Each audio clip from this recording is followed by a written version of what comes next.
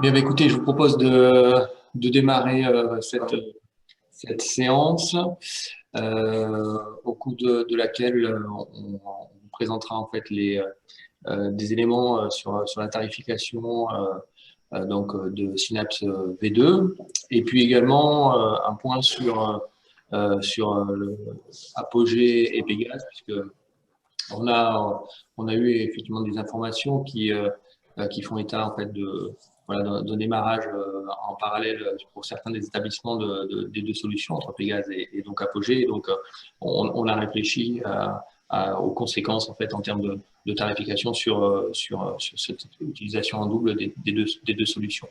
Voilà donc cette réunion fait suite donc à l'Assemblée générale du 2 juin où les points relatifs à la tarification, y compris celle de Pégase, étaient à l'ordre du jour.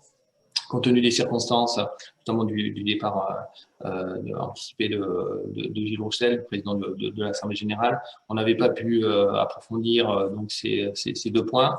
Et donc, on a souhaité, avant les vacances, vous présenter en fait plus largement en fait ces deux tarifications pour que vous puissiez vous en interne après, notamment dans le cadre des dialogues budgétaires et des échéances de disponibilité de ces solutions, de vous préparer à prendre en compte en fait ces différents éléments.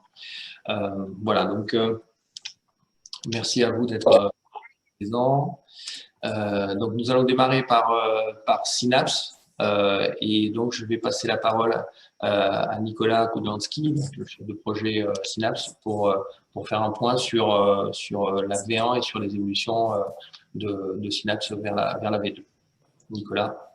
Merci Stéphane. Donc, bonjour à toutes et à tous. Avant de rentrer dans le vif du sujet, c'est-à-dire la question financière, je souhaite quand même vous rappeler le périmètre de la solution Synapse. Je vous rappelle que Synapse, c'est l'outil de l'AMU pour gérer les données de référence et c'est le socle d'intégration de l'ensemble de l'offre AMU par extension du système d'information des établissements sur ces dimensions de données partagées et d'efficience des processus transverses.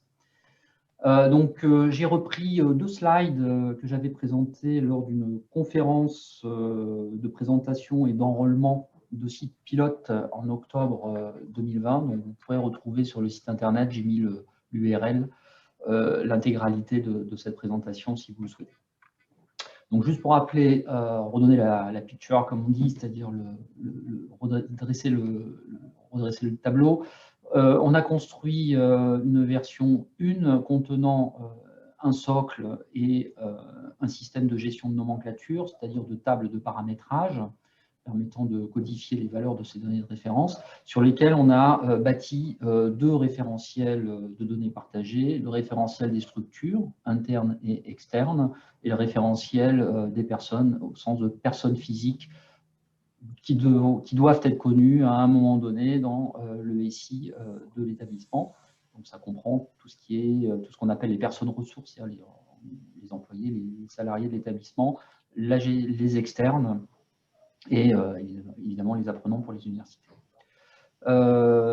Cette version 1 est complètement intégrée à l'ensemble des autres briques éditées par l'AMU, les briques métiers, CIFAC, Arpège, SIAM, Synchro, Apogée et Pégase. Pégase est en cours, je ne l'ai pas fait apparaître, mais c'est en cours. Ce sera complètement opérationnel l'année prochaine, avec la prochaine vague de déploiement Pégase. Là, il y a en ce moment, vient de démarrer avec les inscriptions administratives de cette année, une phase d'expérimentation avec deux universités, les universités de Toulon et l'université de Nice, qui sont en production sur Synapse au périmètre Apogée et qui vont, dans le cadre de ces inscriptions administratives, faire quelques inscriptions avec Pégase et vérifier que ces flux d'inscription atterrissent bien dans Synapse pour alimenter après le reste de la chaîne du système d'information, la chaîne d'information du SI.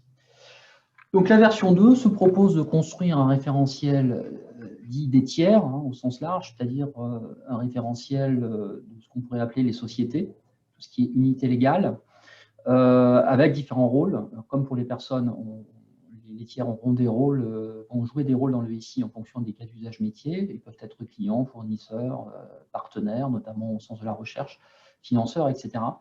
Et le référentiel des locaux qui va accoster le projet d'intégration du prochain système d'information du patrimoine suite, on va dire, à la notification des éditeurs dans le cadre du renouvellement de l'appel d'offres.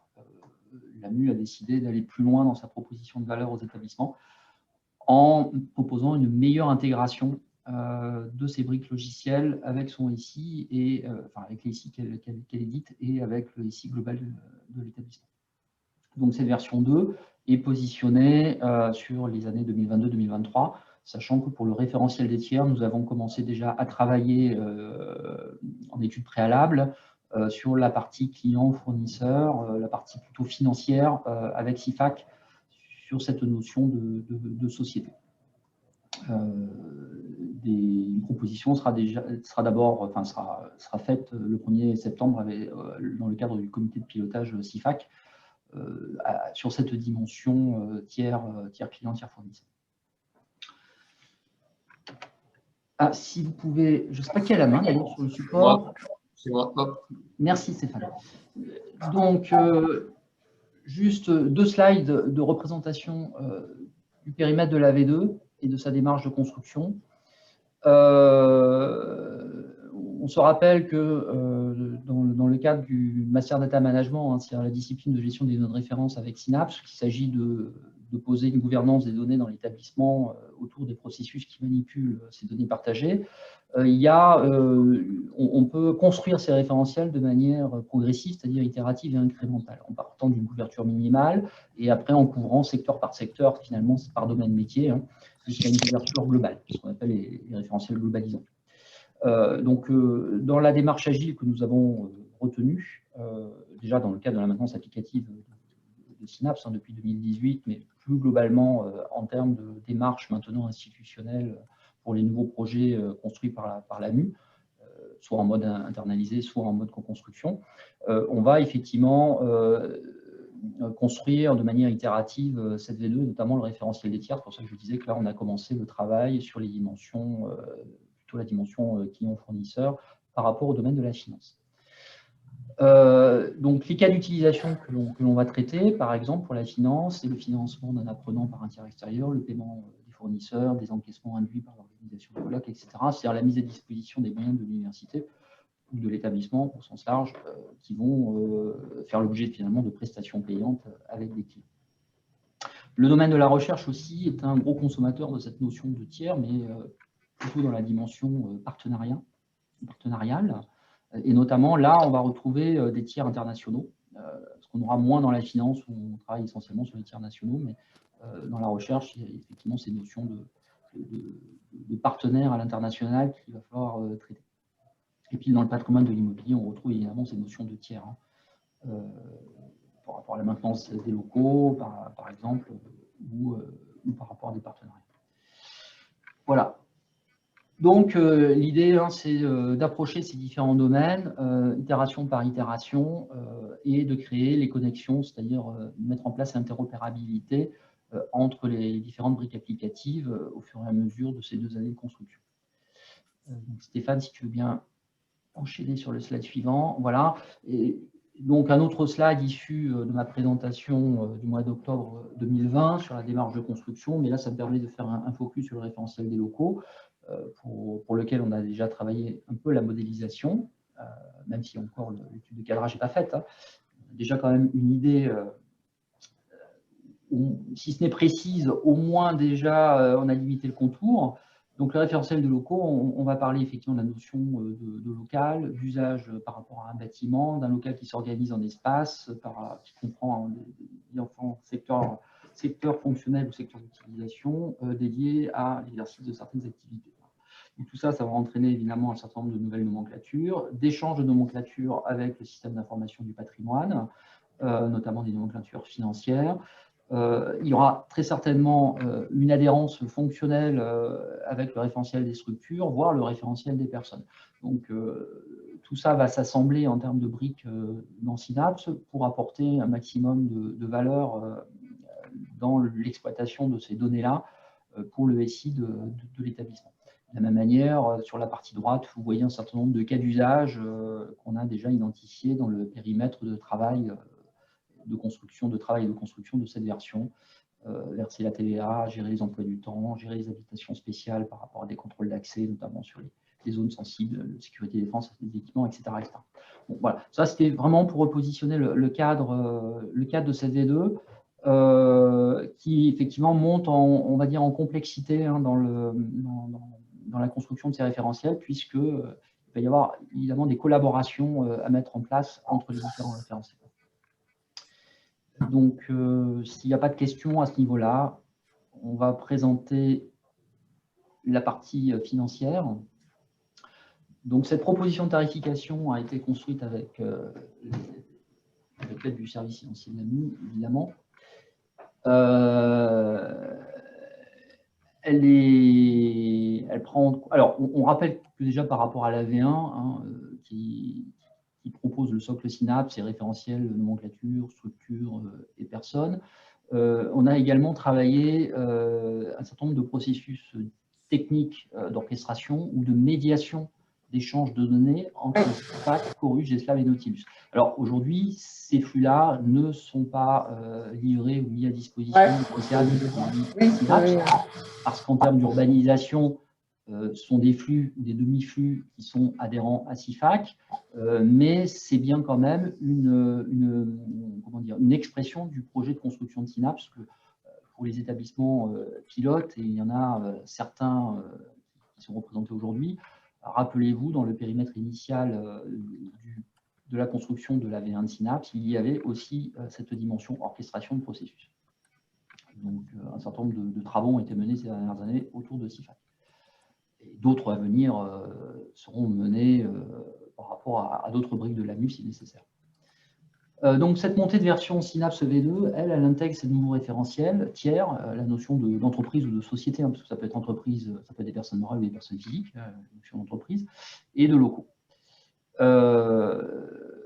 Actuellement, au niveau de la convention de la V1, il est bien précisé que cette convention ne s'applique que sur la V1, hein, et que potentiellement, par rapport à une V2, une nouvelle convention ou un avenant à la convention pourra être fait entre l'AMU et les adhérents exploitant cette V1 de Synapse, et ainsi que les conditions financières pourront également être ajustées en fonction des coûts de construction de cette V2. Il faut rappeler que le coût aujourd'hui, le coût de construction de la V1 n'est pas amorti hein, par la rame de la V1, mais ça c'est un choix stratégique qu'a fait l'AMU dans sa conviction que Synapse est un outil important pour l'urbanisation du système d'information des établissements. Il fallait soutenir cette démarche aussi de gouvernance des données au sein des établissements. Alors, donc, sur la V2, je ne vais pas vous présenter des tableaux de chiffres ou compliqués. On a fait un travail d'estimation, donc on est bien sur une estimation de coût, hein, puisque la V2 aujourd'hui n'est pas construite, donc on ne sait pas encore mesurer les coûts réels, mais on est sur une estimation. Donc, en termes de coûts de construction, jusqu'en 2023, en tenant compte évidemment de la masse salariale qui est le coût le plus important, puisque la construction et la maintenance de Synapse sont réalisées de manière dite internalisée, c'est-à-dire avec une équipe de développeurs, une équipe de fonctionnels et une équipe de consultants techniques salariés de l'AMU, et avec un peu de sous-traitance néanmoins. Donc, c'est 1,6 million d'euros. Et après, le coût de maintenance récurrent à l'année est évalué à 400 000 euros par an. Donc, voilà pour les coûts à financer. Merci, Nicolas. Est-ce que vous avez sur ce qui a été vient d'être présenté par Nicolas sur le périmètre et donc sur le contexte, est-ce que vous avez plus généralement sur le contexte, est-ce que vous avez des questions, des interrogations? Est-ce que ça suscite des interrogations? Bon, j'ai perdu personne ou j'ai perdu tout le monde? Non, c'était clair. Donc voilà, donc pour poursuivre le propos de Nicolas, donc aujourd'hui, là, sur le slide qui vous est présenté, vous avez en fait ce que couvre la redevance annuelle mutualisée, hein, donc à la fois le build et le run, et un calcul qui a été fait, qui avait été fait alors, au départ, les premières estimations concernant les RAM et les RDD sur Synapse datent de 2010, je crois. Et donc voilà ce que aujourd'hui comment on paye en fait. Vous payez lorsque vous avez Synapse V1 ou un établissement qui prendrait la V1 de Synapse. Donc vous avez la déclinaison entre RAM, donc build et run, et puis la RDD qui couvre en fait la mise en place de l'application dans votre écosystème. Une spécificité Synapse, peut-être licence et renouvellement annuel de la maintenance Highway et UX sont facturés à part. Voilà, donc comme Nicolas vous l'a indiqué, il y a deux nouveaux référentiels donc, qui vont être construits pour répondre à vos besoins, et notamment dans le cadre du CIPI, du système d'information patrimoine immobilier. Et donc on a réfléchi donc à une nouvelle tarification pour cette B2 qui soit à la fois modulaire et progressive, et qui prenne en compte en fait les investissements qui ont été nécessaires, qui sont rendus nécessaires par la construction de la V2. Comme je vous l'ai indiqué, les tarifs votés en 2010 qui ont été mis en œuvre sur la V1 sans changement, parce qu'il y avait eu un engagement de l'agence sur ces tarifs, et même si Synapse est venu un peu plus tard, on est resté sur ce même niveau de financement de la part des établissements. Et comme l'a dit aussi Nicolas, l'agence a le souhait et porte encore cette volonté de déployer le plus largement possible Synapse pour toutes les qualités de cette solution en matière de management de la donnée de référence, d'interopérabilité. Donc, on avait souhaité effectivement avoir une tarification attractive pour faire venir le maximum d'établissements sur cette solution. Donc, ce qui est vrai pour la V1 est également vrai pour la V2. Donc, on aura donc une tarification unique pour le socle, hein, vous l'avez présenté dans le tableau, nomenclature et la maintenance des licences. Donc, ce que payent aujourd'hui les établissements qui ont la V1, bah, c'est ça, en fait, ce sont ces éléments-là. Et puis, donc avec le rappel qui est indiqué, notamment pour les référentiels, 59 € par million de budget géré. Et puis, donc, vous avez la tarification de la V2 avec les deux référentiels qui vont être construits, donc référentiels tiers et référentiels locaux, qui, eux, seront sur la base de 40 € par million d'euros pour le budget géré pour vos établissements. Donc, ces chiffres prennent en compte l'investissement qui est réalisé, sachant qu'il y a un équilibre compte tenu du financement de l'agence entre l'apport de l'État et l'apport des établissements. Donc, comme vous savez, on est sur le principe de mutualisation, sur des principes de financement, de cofinancement par l'établissement, mais également par l'État. Et donc, en fait, nos propositions de tarification prennent en compte ces éléments-là. Donc voilà, donc ça, ce sont des éléments qui figuraient donc déjà dans le dossier de l'Assemblée générale du 2 juin, qu'on reprend ici. Vous avez toute la partie concernant le périmètre de la V2 qui sont pour le coup nouveaux en termes de présentation dans le cadre de cette post-AG. Voilà, donc voilà la présentation qu'on souhaitait vous faire sur Synapse la plus synthétique possible. Est-ce que vous avez des interrogations, des questions? L'équipe et moi-même sommes prêts à vous répondre sur vos éventuelles interrogations sur ces sujets.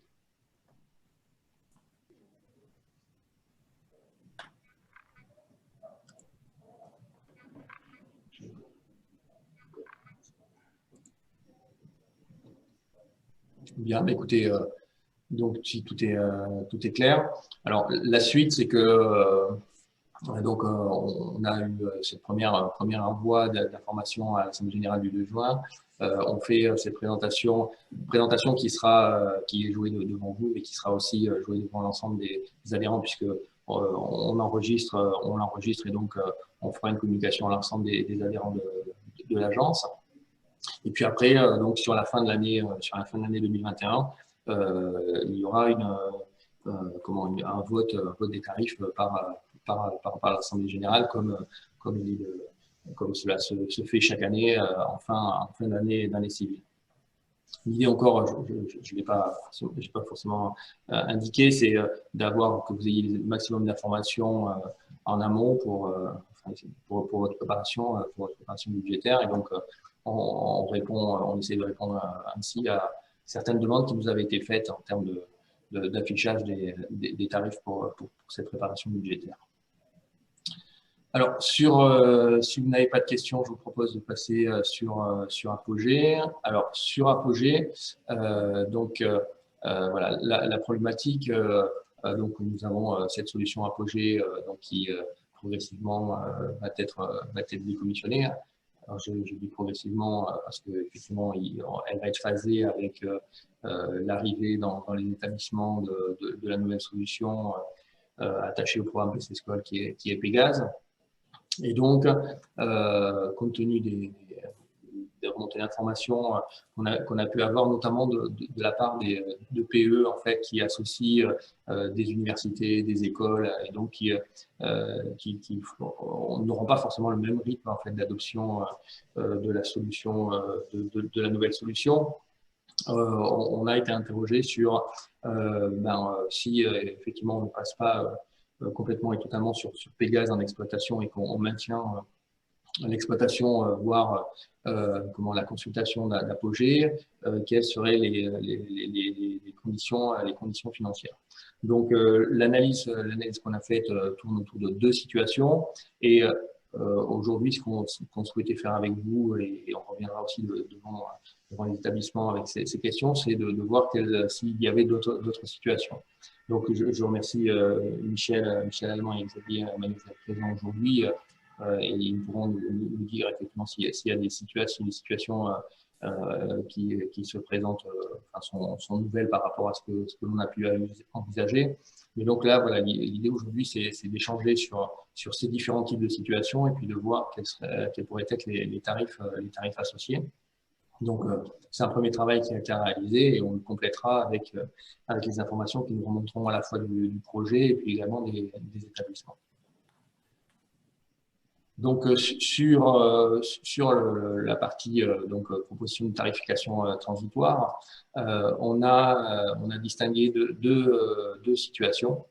La première situation, c'est la situation dans laquelle en fait l'établissement poursuit une partie de sa gestion de la scolarité sur Apogée en parallèle de la mise à disposition de Pégase.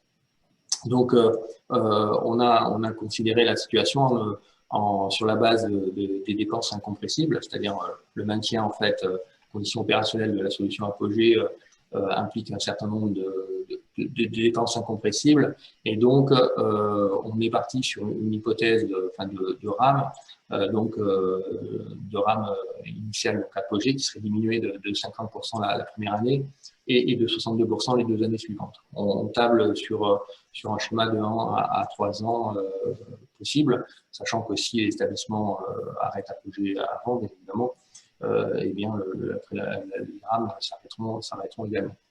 Et donc ça, c'est la première situation. Donc, et puis la deuxième situation, c'est que voilà, il y a un passage d'Apogée à Pégase de façon complète, exception faite de consultations, d'archivage qui peuvent être réalisées sur Apogée. Et donc là, on a le point de la licence Oracle qui elle continue et donc on a mis en place en fait une prévision sur une durée de 3 ans et donc avec une une RAM initiale d'Apogée qui serait diminuée de 82%. Voilà, donc dans un premier cas, on continue à utiliser Apogée. Alors, il faut effectivement que on voit le périmètre sur lequel Apogée est utilisé. Et puis dans le deuxième cas, c'est un passage complet entre Apogée vers Pégase. Et donc, dans ce cas-là, se pose la question du maintien de la licence Oracle et donc du financement de son cours. Pour rappel, vous avez dessous un tableau qui prend en fait les coûts directs et donc les coûts qui sont incompressibles pour l'agence, c'est-à-dire les licences, la maintenance adaptative et l'expertise technique et fonctionnelle, support, évolution, et puis des coûts indirects associés en fait au caractère opérationnel de la solution. Donc ça fait 2 millions, presque 2 millions d'euros. Voilà de façon là aussi synthétique présenter le schéma. Est-ce que vous avez des questions à ce stade? Juste, c'est Béatrice Bastier de l'Université Toulouse 3. Sur le scénario 2, donc finalement, quelle serait la prestation de l'AMU par rapport à l'établissement? Parce que c'est juste ça que je ne comprends pas bien. Est-ce que, puisque on voit que c'est sur 3 ans, alors on l'aurait en consultation, mais s'il y avait des changements à faire sur l'application, même si c'était en consultation, il y aurait des choses. Je ne comprends pas bien quelle est la prestation induite par le coût. Voilà, c'est juste ça. Alors en fait, le coût, là, pour le coup, vous n'exploitez plus la solution Apogée. Je parle sous contrôle d'Isabelle donc vous n'utilisez plus la solution Apogée. Par contre, vous continuez à faire des consultations et le coût est associé uniquement à la licence Oracle en fait. Donc c'est ça qui ne s'éteint pas avec la fin de l'utilisation, la fin de l'exploitation d'Apogée dès lors que on consulte et on va chercher en fait éditer des diplômes ou d'autres types de situations liées à la consultation. Eh bien, on a cette licence Oracle qui permet. D'accord, mais juste en complément, la licence Oracle, alors peut-être que c'est pas la licence base de données dont vous parlez, mais finalement on l'a déjà à la charge de l'établissement. On a une.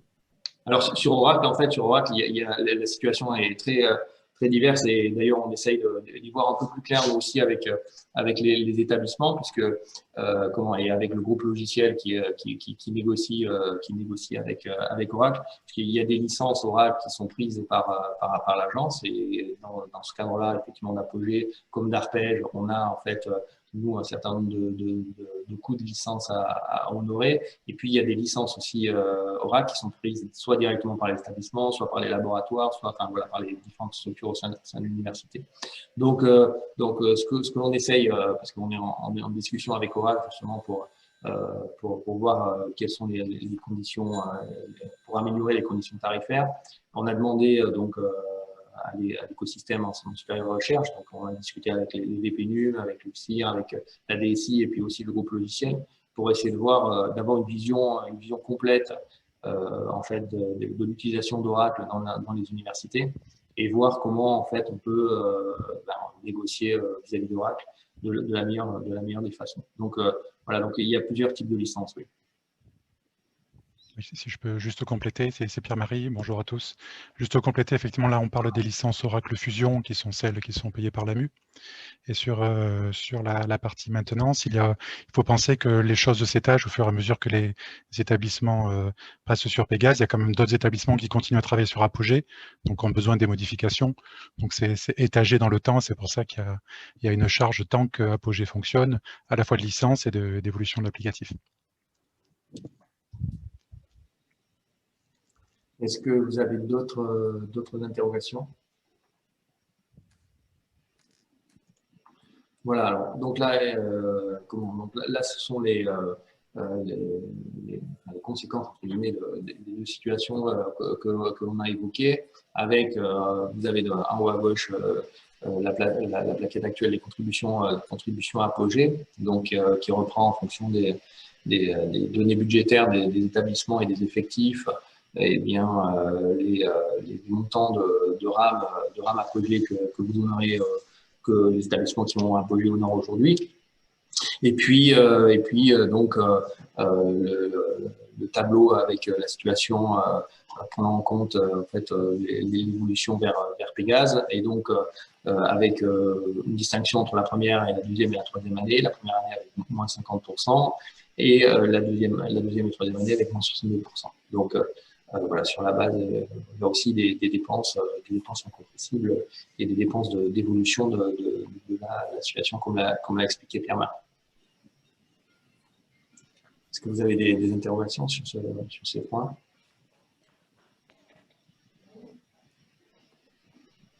Voilà pour la situation 1, et puis donc la situation 2. Donc là, compte tenu des discussions qu'on vient d'avoir, l'établissement ne conserve que pour la consultation et l'archivage. Et donc pour une période qui s'étend de 1 à 3 ans, eh bien, on est calé sur les coûts de licence, et donc on a des réductions par rapport au RAM initial de 82%.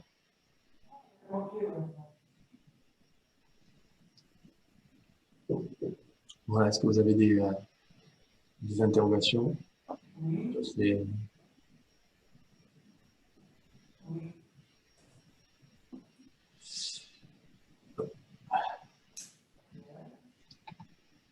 Est-ce que vous avez d'autres questionnements sur la clarification? Est-ce que vous avez on peut élargir, enfin, d'autres questionnements sur ces sujets de clarification? Par contre, on a quelqu'un qui a son micro ouvert. N'hésitez pas, on reviendra vers vous, bien sûr, avec je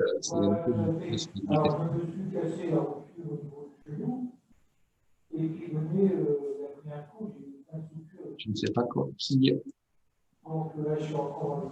Bien, mais écoutez, donc voilà, donc on souhaitait faire ce point, point rapide, mais qu'on jugeait utile compte tenu des discussions qu'on avait pu avoir en assemblée générale. Donc on reviendra dans l'assemblée générale et pour représenter en assemblée générale avec ces tarifs. Les éléments qu'on peut présenter vont être diffusés largement à l'ensemble des adhérents. Et puis donc si notamment par rapport à la situation d'Apogée et de Pégase, parce que Pégase va se déployer largement à partir de 2022, puisque avec les P1, P2 plus les établissements qui vont rentrer en 2022-2023, on aura une trentaine d'établissements. Si vous vous trouvez dans une situation qui n'est pas celle qui a été évoquée ici, eh bien, n'hésitez pas à revenir vers nous, dans le projet vers nous, pour vous faire part en fait, de vos questions. Voilà. Merci beaucoup, merci, et puis donc bonnes vacances, puisque effectivement la période est celle de part en vacances, et donc à la rentrée, et donc à très bientôt. Merci, au revoir.